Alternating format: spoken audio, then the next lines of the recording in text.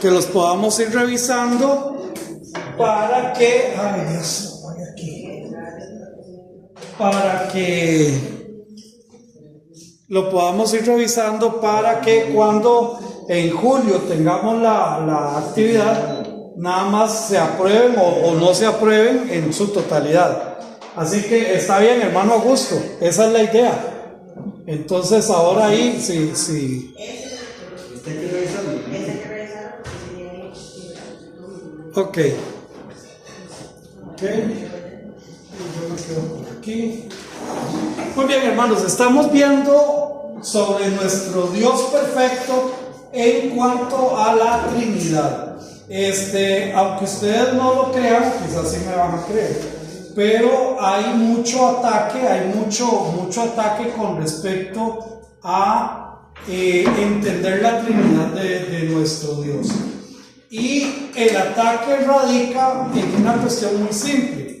Si Dios no es trino, entonces nuestro Dios no es completo. Y si Dios no es completo, entonces no puede ser el omnisciente, el omnipresente, el omnipotente. Entonces, cuando nosotros vemos este tipo de situaciones, nos estamos también dando cuenta que cuando se ataca la Trinidad de Dios, entonces se está atacando la misma esencia de Dios. Y lo hemos venido viendo a partir del bautismo de Jesucristo. Estuvimos viendo cómo el Espíritu Santo vino como forma o en una forma de paloma.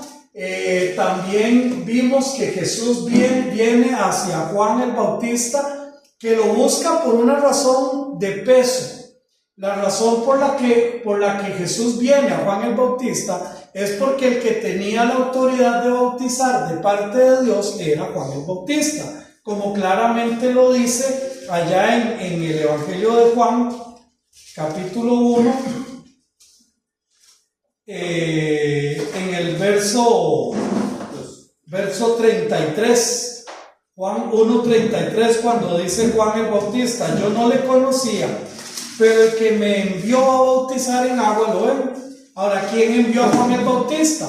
Pues Dios, fue Dios. Entonces, Juan el Bautista fue enviado por Dios para bautizar.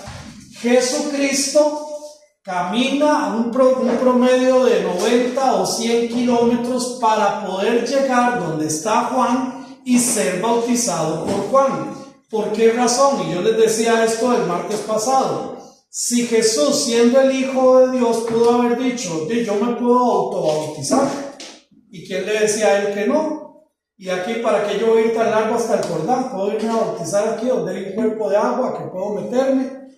Pero no lo hizo así, sino que dice: deja, porque es justo que todo esto se cumpla, que es el plan de Dios. Entonces vemos a Jesucristo buscando la autoridad en Juan el Bautista. Vemos al Espíritu de Dios que se posa sobre él y permanece sobre él. Ahora el Espíritu Santo ahora mismo nos capacita para enseñar y testificar de este Mesías.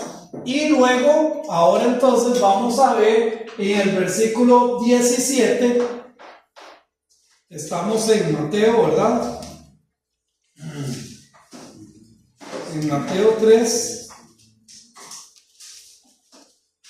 en el versículo 17 dice: y hubo una voz del cielo que decía: este es mi Hijo amado, en quien tengo complacencia. Entonces vemos a este Dios, tres personas en un solo ser, en un solo acto, en el acto de obediencia, en el acto de bautismo. Dios ahora responde a la aprobación que el Espíritu hace en Jesús.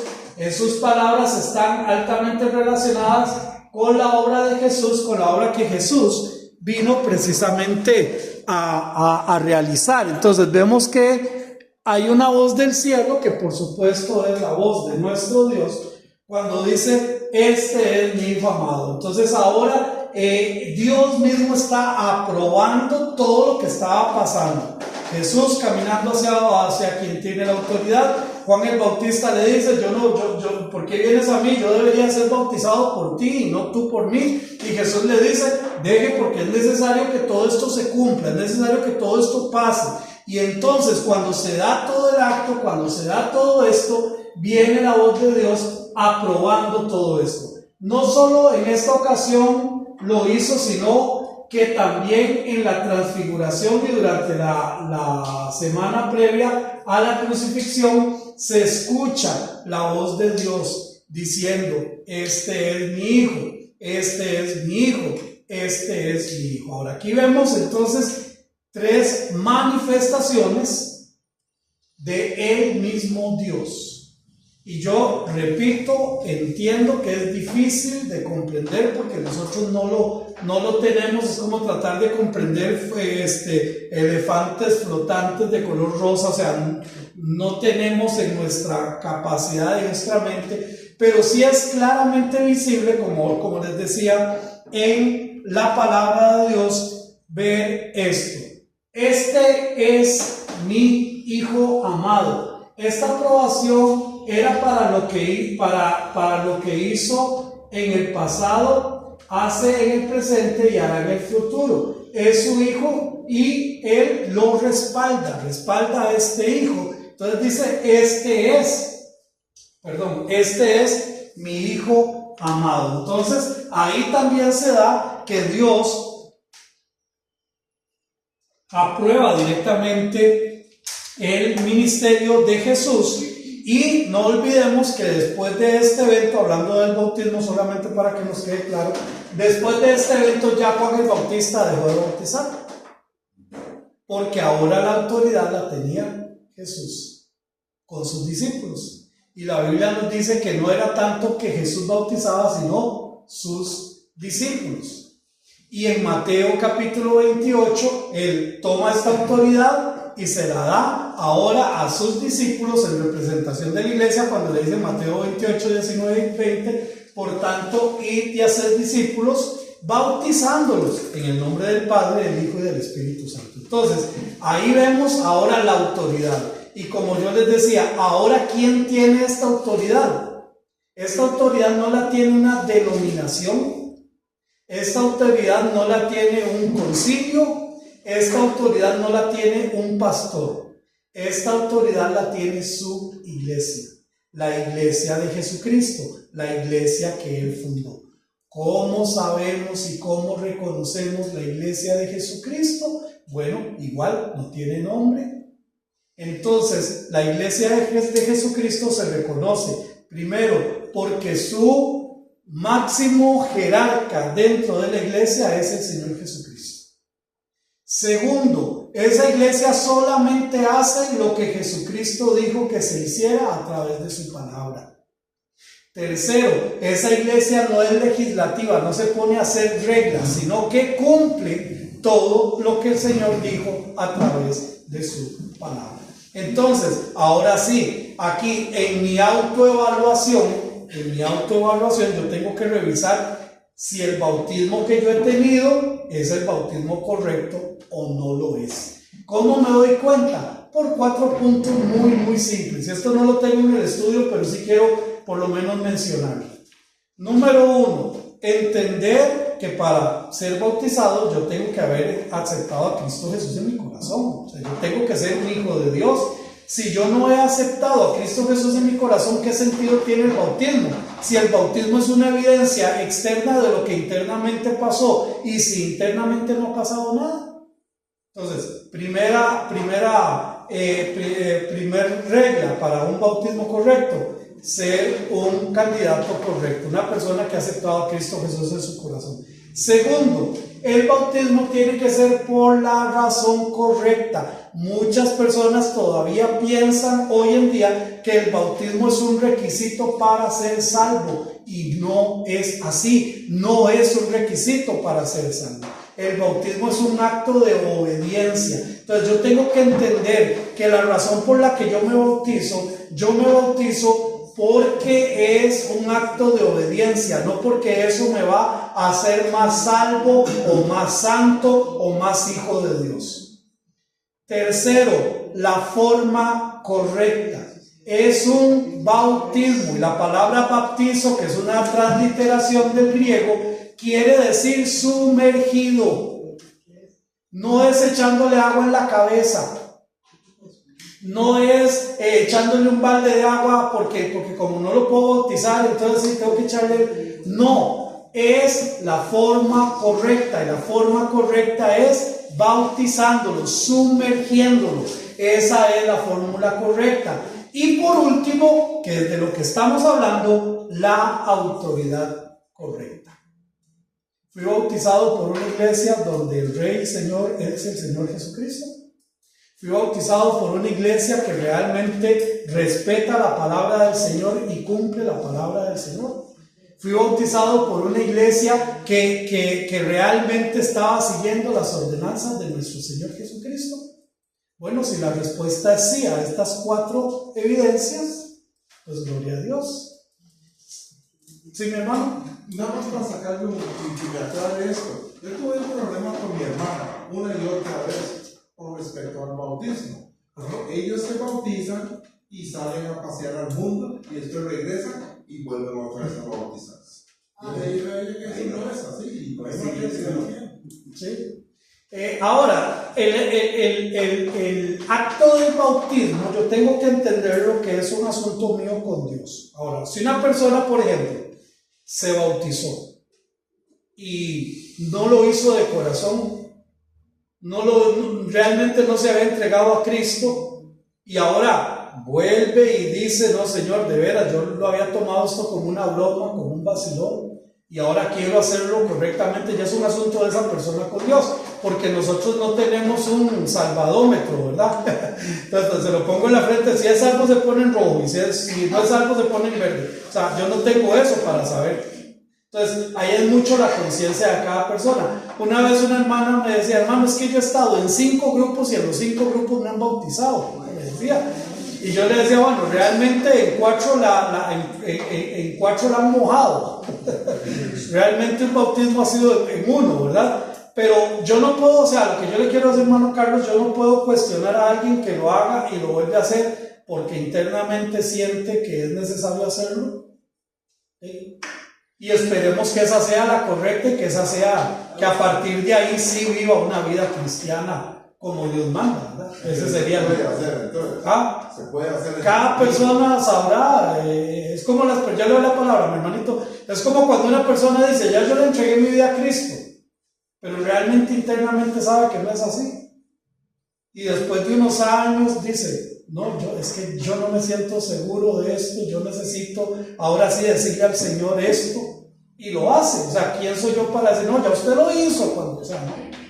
Ya es una cuestión muy, muy personal de cada quien. Hermanito Augusto. Seguro como ahí solo he hablado con la gata, estoy... me agarró la de aquí. Tranquilo. No, que cuando yo me bauticé, fue en tiempos de Franklin Daniels. Y el que nos preparó fue Don Edgar. Y esa preparación para el bautismo es bastante completa, súper bíblica, y ahí le concientiza a uno de todo eso, de qué es, por qué, y o sea, yo estoy muy claro con el día que me bauticé. Sí. Y la otra es, Juan bautizó con agua, Jesucristo con el Espíritu Santo. Yo, me parece que hubo una manifestación impresionante en los que estaban en el aposento alto cuando recibieron el Pentecostés. Pero, o sea, esa espectacularidad la pretenden tener los pentecostales. Porque yo he asistido a iglesias pentecostales y ahí es muy fuerte eso. Con los bautistas, no. Okay. ¿Cómo está la cosa? Ok. Primero, con respecto a lo que dice mi hermano, que aquí se da un curso, se le llama así un curso de bautismo. Y yo trabajé con unas clases que son realmente 12 clases de pura doctrina. Ese es el curso de bautismo que se da aquí. Ahora, no todas las iglesias hacen un curso de bautismo, no todas las iglesias. Y las dos están en lo correcto, y les voy a explicar por qué. Uno, no existe una prohibición para hacerlo. ¿Ok? No existe una prohibición para hacerlo. Pero tampoco existe una prohibición para lo que hacen algunas iglesias. Algunas iglesias, alguien se convirtió hoy en la mañana, en la noche lo están bautizando y ya es miembro de la iglesia y todo lo demás. Entonces, ninguno de los dos está de forma incorrecta, pero es más sano que la persona entienda qué es lo que está haciendo. La persona quede clara en cuanto a lo que está haciendo. Entonces, les voy a contar una historia de un pastor rápidamente. Cuando este hermano, él andaba de visita con un grupo que fueron a bautizar, pero él iba porque lo invitaron a un paseo. Dice que estaba, pero la mañana, pero caliente, hipercaliente, y estaba así. Y dice que estaban haciendo los bautismos y que entonces al rato dice el pastor, ¿alguien más se quiere bautizar? Y dice, yo la verdad es que como estaba muriéndome del calor, yo dije que sí también. Y lo bautizaron, pero imagínense cuál fue la intención de él, poder refrescarse. Entonces ahí es donde tenemos que tener mucho cuidado. Ya le doy la palabra, hermano Jonathan. Ahora sí, respondiendo la segunda, hermano. En Pentecostés, que fue 50 días después de la ascensión de Cristo Jesús, se da la incorporación plena del Espíritu Santo dentro de la iglesia, y dice la palabra del Señor que 120 que estaban dentro del aposento fueron llenos del Espíritu Santo y hablaron en lenguas. Estamos en Hechos 2, y hablaron en lenguas y todo lo demás. Primero, dice la palabra del Señor que hubo un estruendo del cielo, no fue un estruendo de la tierra. Ahora la gente quiere hacer estruendo aquí para ver qué pasa en el cielo. No, eso es lo que hacen muchos grupos pentecostales y carismáticos. No, eso no tiene nada que ver con lo que dice la palabra del Señor. Ahora, después de que se dio este evento, cada vez que una persona le abre su corazón a Cristo Jesús, en ese mismo momento el Espíritu Santo viene a morar en esta persona. Y en ese mismo momento es un hijo de Dios, y en ese mismo momento tiene la plenitud del Espíritu Santo. ¿Y esa plenitud para qué es? Para ser testigos de Cristo. No tiene nada que ver con el emocionalismo como algunos grupos lo pretenden decir. No existe ninguna evidencia bíblica que después de la salvación exista algún tipo de manifestación espiritual después de la salvación para demostrar llenura espiritual. Si nosotros nos vamos a Gálatas capítulo 5 versículo 22, dice que el fruto del Espíritu es, capítulo 5 versículo 22, amor, gozo, paz, paciencia, benignidad, bondad, mansedumbre y templanza. Dice, contra tales cosas no hay límite. Entonces, una persona llena del Espíritu Santo es una persona llena de amor, de paz, de paciencia, de benignidad, de bondad, todo lo que dice el fruto del Espíritu Santo. Por eso es que nosotros somos tan distintos a estos otros grupos que son más emocionalistas que bíblicos. Ahora sí, hermano Jonathan. Hermano, le hago la consulta y así, el argumento rapidísimo de por qué la consulta. En la Biblia no habla, no se nos enseña de una edad o un momento en el cual, y le argumento por qué, o sea, y a título personal. O sea, yo me bauticé bastante joven, no sé, 15 años, 16. Yo hice el curso aquí, igual, tuve las lecciones, excelente, yo lo sentía. Lo hice totalmente convencido del cumplimiento de la obediencia en la que estaba, pero me faltaba un montón. Y yo he sido un majaderito que, bueno, o sea, una cosa, digamos, que he hecho y le pido perdón a Dios y dejo de hacer, y entonces, pero llega un momento en el que, por ejemplo, yo digo, bueno, yo cuántas veces le he pedido a Cristo que llene mi vida, que tome el control. O sea, que yo quiero que Él sea el Señor de mi vida, y se lo pido y se lo sigo pidiendo. Entonces yo digo, no es como que yo esté pidiendo nuevamente salvación y nuevamente, o sea, porque ciertamente yo sé que el Espíritu, justo todo lo que usted acaba de mencionar, el Espíritu está en mí, yo sé y lo he visto y le doy completa certeza de que Dios, desde toda mi vida, ha estado conmigo, me ha protegido, me ha librado de un montón de cosas, y cosas que yo estoy seguro que es Él. O sea, que me explico, y no de una cuestión emocionalista, o sea, que yo sé qué es Él, porque yo lo veo, o sea, porque yo sé lo que me ha respaldado y lo que me ha dado y lo que ha hecho en mi vida. La pregunta exactamente es esa, si hay una edad, porque tampoco puede uno decir, no, mejor más esperar a estar un poco más viejo como para ya haber hecho tonto y luego, ¿verdad? mentira, porque yo no sé cuántos años me va a dar Dios de vida. Pero la pregunta exactamente es esa, que vendría de la mano de bueno, y si yo siento que entonces no soy salvo, porque yo no sé, yo creo que no solo yo he tenido esa pregunta. O sea, porque digo, es que yo fallo, y es que vuelvo a fallar, y es que me vuelvo a sentir con esto, y le pido a Dios que me libre y que me quite todas las tonteras que se me vienen a la cabeza, y Dios me da la salida, me da paz en un montón, pero o sea, son cosas que vuelven. Entonces yo digo, ¿será que yo no soy salvo? Y entonces también hasta me entra la congoja, y yo tendría que dudar, o sea, está bien que yo lo dude. Ok. Son un montón de preguntas. Sí, claro, no, está bien. Romanos capítulo 6 nos habla sobre esto, ¿verdad? Pablo era una persona, o es una persona, porque Dios no es Dios de muertos, sino de vivos. Pablo es una persona que buscó agradar a Dios, servir a Dios, honrar a Dios. Y Pablo decía en el capítulo 6 de Romanos, ay de mí, ¿quién me librará de este cuerpo de muerte? Porque hallo esta ley, decía él, que yo queriendo hacer lo bueno, yo quiero hacer lo bueno, y me doy cuenta, cuando me doy cuenta estoy haciendo lo malo. Ahora, yo creo, hermanos, y aquí yo levanto la mano primero, yo sé que todos la levantaríamos. ¿Quiénes necesitamos más de Dios en nuestra vida? Todos. Ahora, una evidencia, mi hermano Jonathan, una evidencia de que somos salvos es cuando nos preocupamos si realmente lo somos. Porque al inconverso no le importa. Al inconverso no le importa si es salvo, si no es salvo, no le interesa. El Hijo de Dios es el único que se preocupa por estas cosas. Ahora, mi hermano, todos pasamos por ahí en una u otra cosa. En eso somos multifactoriales. Unos en un factor y otros en un factor. Siempre tenemos áreas de nuestra vida que necesitamos estarle dando a nuestro Dios. Y a veces nos desconfiamos, a veces nos confiamos.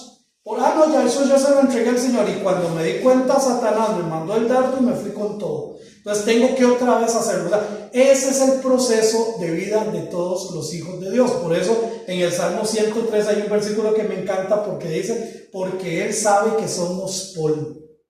Él sabe lo que somos.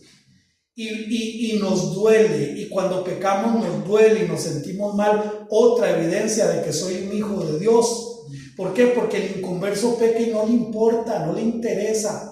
Pero el Hijo de Dios sufre, se siente mal, hasta que, como dice el Salmo 51, hasta que viene a la presencia del Señor y otra vez busca eso. Entonces, hermano, yo creo que en eso estamos todos. Sin embargo, yo sí tengo que identificar en mi vida qué es lo que está pasando. O sea, si yo tengo que estarle pidiendo perdón a Dios en todo el año 4 o 5 veces por una conducta que tuve que no es la mejor, yo necesito que el próximo año no sean 4 y 5, yo necesito que el próximo año sea 1, 2 o ninguna. Por eso yo adapté un dicho que escuché, una frase que dice, yo no pretendo ser el mejor cristiano del mundo, solo pretendo en mi mundo ser un mejor cristiano. O sea, si yo tengo mi tiempo de devocional personal todos los días, y todos los días yo tengo 10, 15 minutos de mi devocional personal, yo pretendo que el próximo mes sean más de 15 minutos. Pero el tiempo es el mismo. ¿Qué necesito? De levantarme más temprano. Entonces, cuando me doy cuenta, estoy sacrificando mi carne, levantándome más temprano para tener mis tiempos de devocionales. Pero esa lucha, hermano, es una lucha que evidencia que somos hijos de Dios. En cuanto a la edad, no hay eso. ¿Sabes cómo aquella canción? No tengo edad. No hay edad para esto, ¿verdad? Pero sí es muy evidente varias cosas. Ahora, en nuestra iglesia, dentro de las correcciones que se están dando, se está dando precisamente eso.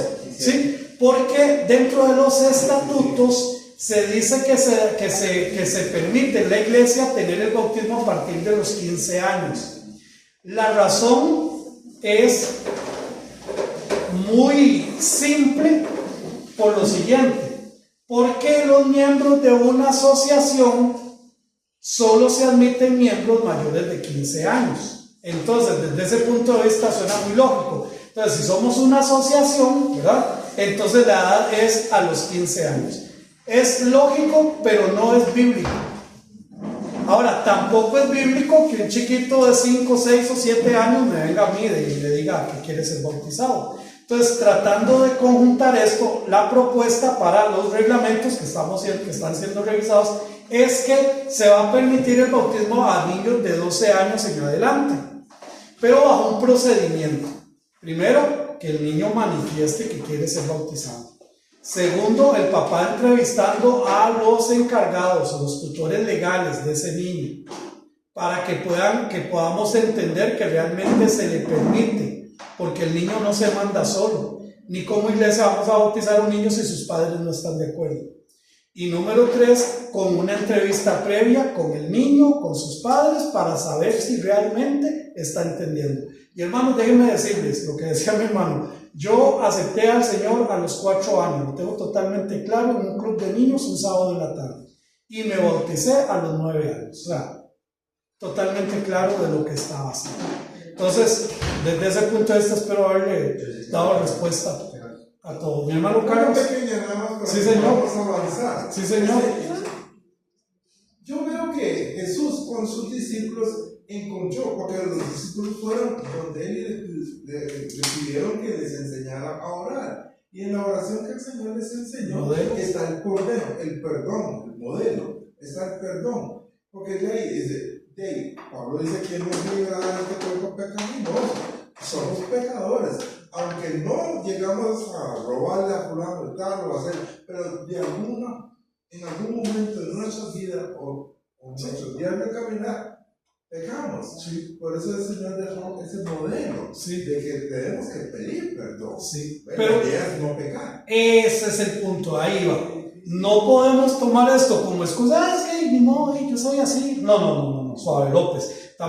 Estamos tergiversando, porque si yo creo que yo soy hijo de Dios y yo creo que ya yo vencí el pecado, porque ya el pecado fue clavado en la cruz del Calvario por mi Cristo, entonces yo tengo que vivir acorde a eso. Y sí, tengo que batallar conmigo mismo.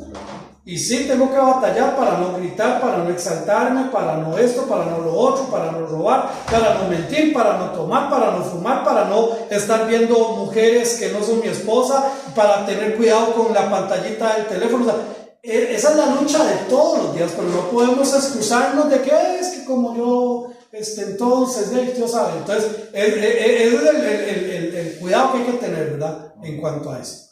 Muy bien, ahora sí, mi hermanita. Pastor, en 1 Corintios capítulo 1, 17 dice Pablo, pues no me envió Cristo a bautizar, sino a predicar el Evangelio. Ahí a qué se refiere. Bueno, sí había una división y un asunto ahí en este capítulo que se lee, porque hasta él dice en el capítulo 14, doy gracias a Dios que a ninguno de vosotros he bautizado, sino dice a Crispo y a Gallo.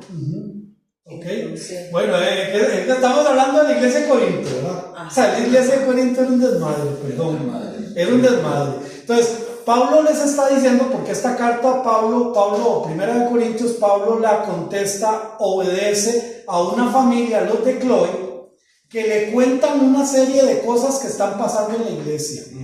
Esa serie de cosas, nosotros no sabemos cuál es la carta, no la tenemos, pero en base a las respuestas que Pablo da en toda la carta nos damos cuenta de que era lo que le estaban diciendo.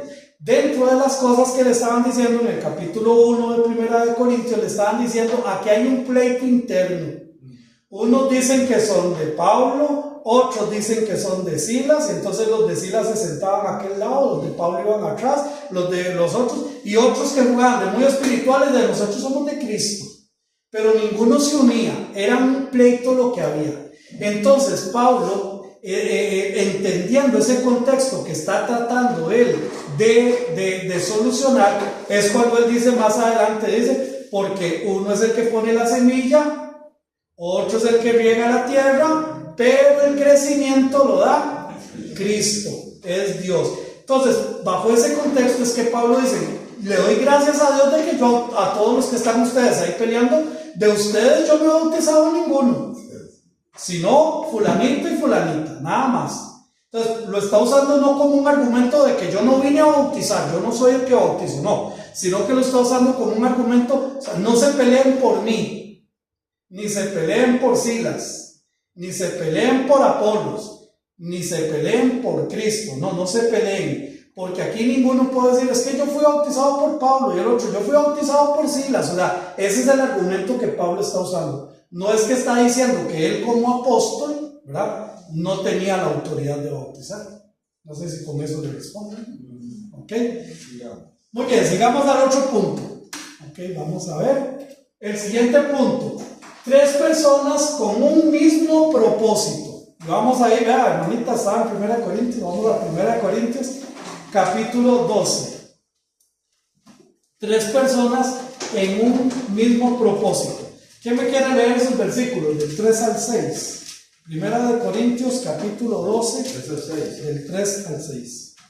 1 Corintios 12 dice: por tanto os hago saber que nadie que hable por el Espíritu de Dios llama anatema a Jesús, y nadie puede llamar a Jesús Señor, sino por el Espíritu Santo. Ahora bien, hay diversidad de dones, pero el Espíritu es el mismo, y hay diversidad de ministerios, pero el Señor es el mismo, y hay diversidad de operaciones, pero Dios, que hace todas las cosas en todos, es el mismo. Entonces aquí vemos otra vez la manifestación de la Trinidad. Aquí está hablando de los dones espirituales. Para entender el capítulo 12, usted no puede leer solo el capítulo 12. Usted necesita leer el capítulo 12, el capítulo 13 y el capítulo 14. Los 3 capítulos están hablando de lo mismo, de los dones espirituales. Este pasaje está bajo el tema de los dones para servir al Señor. Las 3 personas de la Trinidad son mencionadas en este mismo pasaje. Recordemos que la iglesia de Corinto no era la mejor en cuanto a obediencia al Señor, era lo que estábamos hablando, ¿verdad? Yo digo que si la iglesia de Corinto hoy existiera, muchas iglesias romperían relaciones con ellos por el tipo de cristianismo que ellos estaban viviendo. Ser llenos del Espíritu Santo es la lealtad a Jesús, es verdaderamente buscar hacer que Dios sea lo principal. Entonces, dice el versículo 3, por tanto, os hago saber que nadie que hable por el Espíritu está en mayúscula, por lo tanto está hablando el Espíritu de Dios. El Espíritu de Dios llama anatema a Jesús. ¿Qué quiere decir anatema? Maldito, soberbio, mentiroso, todo eso tiene que ver con anatema. Ahora, trata a Jesús como maldito. Es impresionantemente contrario a Dios y su plan para la humanidad. Entonces, cuando dice que nadie que hable por el Espíritu de Dios va a referirse a Jesús como tal cosa. Por supuesto que quien se refiere a Jesús como tal cosa nunca va a hablar por medio del Espíritu de Dios. En otras palabras, quien está en contra de Jesús jamás puede ser salvo. Y ese es el cuidado que hay que tener precisamente con estos grupos, por ejemplo, los solo Jesús.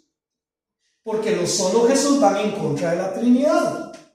Y entonces ellos dicen, es que solo Jesús fue el que vino a salvar, solo Jesús murió como Dios, solo Jesús esto, solo Jesús esto, solo Jesús esto. Entonces no hablan del Espíritu Santo, ni siquiera hablan de Dios.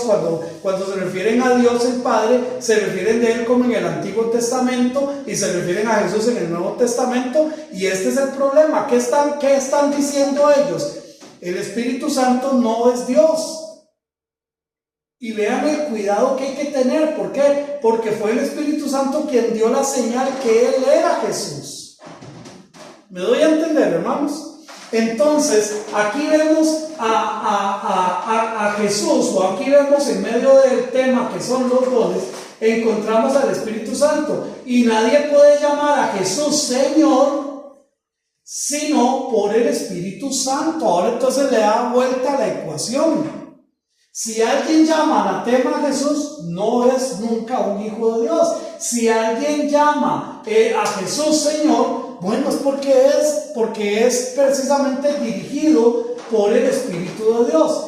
Este llamará va más allá de una exclamación y es realmente un sentimiento, un sometimiento a la voluntad de Dios. Y nadie puede llamar a Jesús como. Ahora, ¿qué significa dentro del contexto griego decirle a alguien Señor? Si yo le digo a alguien Señor dentro de este contexto, es porque yo soy su esclavo. Si no, nadie más le va a atrever a decirle Señor a otro. No es como ahorita, sí Señor, no Señor, sí señora, no señora. No. Aquí la connotación tenía que ver no solamente de un reconocimiento, sino de un sometimiento. Entonces, en otras palabras, nadie puede someterse a Jesucristo sino por el Espíritu Santo. Ahora, que es donde la mula bota Genaro, porque entonces, ¿qué pasa conmigo si yo del todo no me someto al Señor Jesucristo? Yo no me someto y tampoco me importa someter.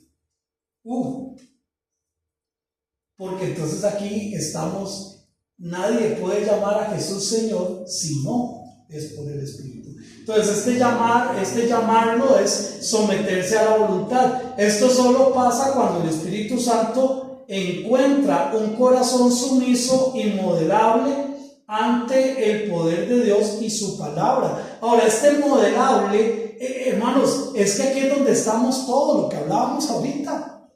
Todos somos o debemos de ser moldeables y estamos siendo moldeables. A algunos les cuesta más, a otros les cuesta menos. Pero el punto de un molde es que seamos como el molde, ¿cierto o no?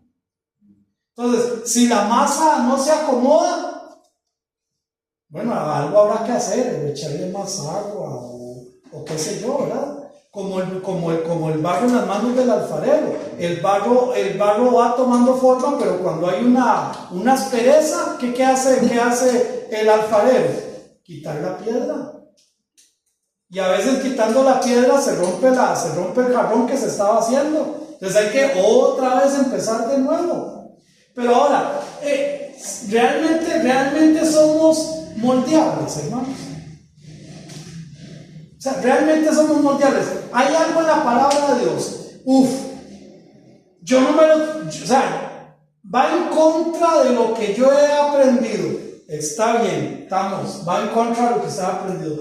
Va en contra de lo que a mí la tradición me ha enseñado. Perfecto, va en contra de lo que la tradición le ha enseñado. Va en contra de lo que mi familia me ha enseñado. Perfecto, va en contra de lo que la familia le ha enseñado. Pero usted es moldeable. Porque si soy moldeable, entonces tengo que dejar mi tradición, mis pensamientos, mi rutina. Me doy a entender, hermano, me estoy dando a entender. Y eso es lo que hace el Señor en nuestra vida. Por eso nadie puede llamar a Jesús Señor. Nadie puede llamar a Jesús Señor sino por el Espíritu Santo. Nadie. Porque necesitamos esto ante el poder de Dios y ante su palabra. Y siempre yo voy a llegar al punto de su palabra. ¿Por qué? Porque es nuestro libro de fe y práctica. Aquí está. Nosotros, a partir de este libro, no es lo que al pastor se le ocurre, ni lo que a la iglesia se le ocurre, es lo que dice la palabra del Señor. Ahora, si alguien me dice a mí, vamos a utilizar un ejemplo. Si alguien me dice a mí, vea, Marvin, yo sé que a usted le encanta el licor, yo sé, a usted le encanta el licor y usted dice que usted lo maneja y usted dice que usted no tiene problema, pero yo le estoy enseñando con la palabra de Dios que eso no está bien. ¿Qué tengo que hacer yo? Quitar mis conceptos, mis preceptos. ¿Recuerdan lo que estuvimos viendo, cómo es un discípulo de Cristo? Cuando estuvimos viendo precisamente, cuando decía, niéguese a sí mismo. Usted no se conoce. Qué duro, ¿verdad? Qué duro. es que yo toda la vida he sido así. Bueno, usted no se conoce, ahora tiene que conocer a Cristo para ser como Cristo. Y entonces alguien me demuestra con la palabra del Señor fehacientemente que Marvin Blanco tiene que dejar el licor. ¿Qué es lo que Marvin Blanco tiene que hacer? Pero le gusta. ¿Me doy a entender, hermanos? Sí, mi hermano. Tal vez esto va a caer pesado, pero es parte de la lucha. Nosotros los seres humanos, muchos psicólogos incluso lo afirman de esta manera, que nosotros los seres humanos siempre buscamos autojustificarnos. Porque para yo sentir el pecado más suave, yo hago una escala moral. Yo digo, yo me tomo unos tragos, pero yo soy un tomador social. Yo no soy igual a aquel que cae en la calle. Entonces yo estoy autojustificando mi pecado. Yo me fumo un cigarro, pero yo no soy igual a aquel que fuma marihuana. Entonces yo digo, mi pecado no es tan grave. Y como no me pasa nada, entonces digo, bueno, seguro que el Señor no es tan grave porque no me está pasando nada. No, lo que uno no entiende es que el Señor a uno le está dando tiempo para que usted se arrepienta. Imagínense que un día usted está diciendo a Bernarda que qué triste que el Señor dice que a veces a nosotros, para meternos al camino, nos tiene que tratar como caballos y como mulos, dice. Son tan ustedes tan obstinados que tengo que tratarlos de esa manera para poder volver a meter al camino. Entonces, uno va a hacer la obra del Señor, como decía usted una vez, como le pasó a Sansón, con dolor o sin dolor.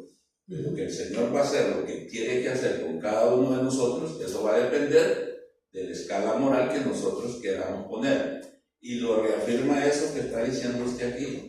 Dice que solo cuando el Espíritu Santo encuentra un corazón sumiso, entonces uno dice, ¿cómo está mi corazón? Y es moldeable, dependiendo, porque hay áreas de nuestra vida, y eso lo tenemos que reconocer todos, que hay áreas de nuestra vida en que a veces nos cuesta, y a veces que somos carebarro, porque lo que estamos cayendo nos gusta, entonces no lo queremos soltar. Así es. Es así de claro. Ahora, la obra del Espíritu Santo en la vida del hombre. Dice Juan 16:8, ¿verdad? Es importante este pasaje, vamos a leerlo.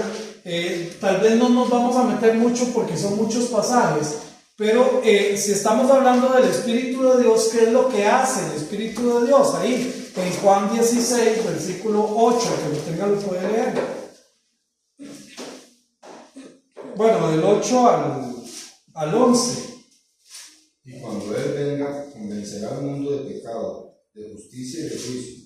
De pecado, por cuanto no creen en mí. De justicia, por cuanto voy al Padre, y no me veréis más. Y de juicio, por cuanto el príncipe de este mundo ha sido ya juzgado. Ahora, aquí Jesús está hablando con sus discípulos cuando les dice: a ustedes les conviene que yo me vaya porque va a venir el otro, el Consolador, el que ahora sí va a permanecer y va a estar con ustedes. Dice: ustedes van a tener al Espíritu Santo para cosas sumamente importantes.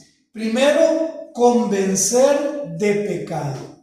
Convencimiento. Ahora, aquí volvemos otra vez a la mula y a Genaro. ¿Por qué razón? Porque muchas veces el Espíritu Santo no logra convencerme a mí de pecado porque yo no lo veo mal. No lo veo mal. Y como yo no lo veo mal, no lo veo pecaminoso. En una ocasión, en mis tiempos de estudiante, me dio por ¿cómo se llama? Estudiar 2 días antes del examen. Y dije, yo me la juego. Y claro, me la jugué en algunas materias. En otras no. Pero yo no lo veía tan mal, ¿me doy a entender? Yo no lo veía mal. Hasta que se vieron los resultados, me di cuenta que mi actitud no era la mejor. porque los resultados me dieron la luz de esto. Entonces, como yo pensé que yo estaba actuando bien y el resultado al final fue negativo, yo me convencí que no es el proceso educativo el que está mal, soy yo. Ahora, el Espíritu Santo es el que hace exactamente eso. Me convence a mí, pero por supuesto que me va a convencer en el tanto yo tengo un corazón sumiso a la palabra de Dios. Mi hija Ruth, cada vez que vamos cada vez que vengo del kinder con ella, que yo la llevo los lunes y la llevo los lunes y los viernes, la llevo yo a la escuela. Entonces, cuando viene, siempre que se monta en el carro me dice, papito, ¿y el helado? ¿Verdad? Siempre le compro un heladito. Entonces, en la urbanización donde yo vivo hay un chino, como en todo lado, ¿verdad? Pero resulta que el lunes el chino estaba cerrado, tuvo que salir a hacer un mandado, no sé, estaba cerrado. Y entonces Ruth, obviamente, ¿verdad? Se puso brava. Le digo, mi amor, ¿qué hago? Está cerrado el chino. Le digo, pero si usted se espera, vamos a otra pulpería, que ni la conocía ella. Yo la convencí de que realmente íbamos a ir a otra pulpería y que realmente le iba a conseguir el helado. Ella se frustró porque donde le compró el helado no estaba abierto, pero logró entender que íbamos a ir a otro lugar. Hermanos, así de simple es la obra de Dios en nuestras vidas. Si Él me dice a mí, usted tiene que cambiar este patrón de conducta, yo tengo que ser obediente y entender que aunque yo lo vea bien, Él lo ve mal. Y la verdad es que yo no ando buscando agradarme a mí, yo ando buscando agradar a Cristo. Y si Cristo lo ve mal, y a través de su palabra me doy cuenta que eso no está bien, entonces ¿qué me queda a mí? Obedecer, ser sumiso y ser moldeable delante del Señor. Vamos a llegar hasta aquí, lo que es convencimiento de pecado. Después vamos a ver todas estas otras características y otras más que tenemos por ahí de qué es la obra del Espíritu Santo en mí. Y a partir de esto vamos a poder hacer un autoexamen para darme cuenta qué tan influenciable soy yo o qué tan moldeable soy yo por el Espíritu Santo.